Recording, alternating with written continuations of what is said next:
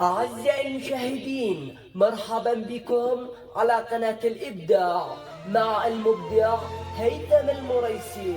في هذا المشهد الجميل قررنا أن نخطف أنظاركم إلى هذه القرية الساحرة، هذه القرية التي تسكن فوق السحاب، التي تمتاز بارتفاعها الشاهق والعالي جدا.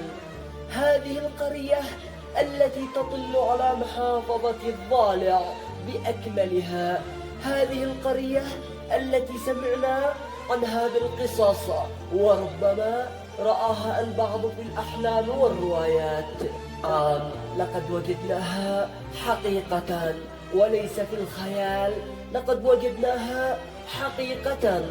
إنها قرية الأحلام ضفي، وما أدراك ما ضفي.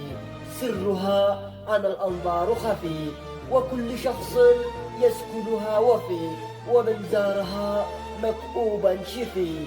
أنتم العظماء، أبناء العظماء، فيما بينكم أنتم الرحماء، كما عاش أجدادكم القدماء. عاشوا ملوكا في السماء بحلاوة الماء وحمرة الدماء ونقاوة الهواء.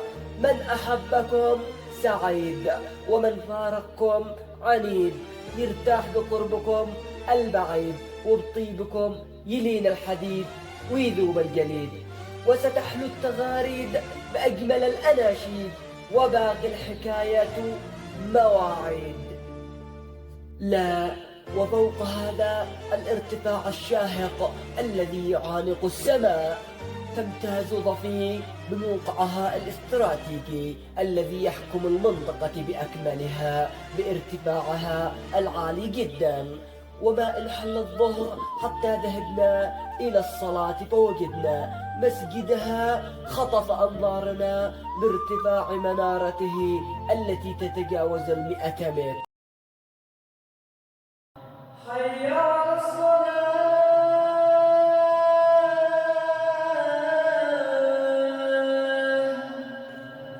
حي على الصلاة.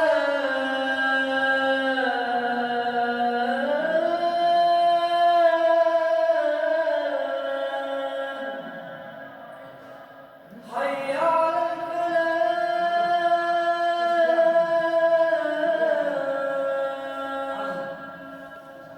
حي على الفلاح.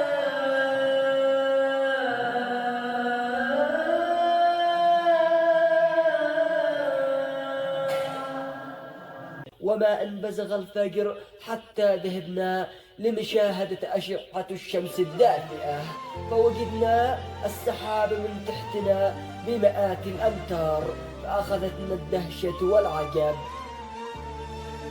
فبتنا أسبوعا كاملا فنحن بين أهلها الكرماء الذين يجودون لنا بأفضل ما لديهم.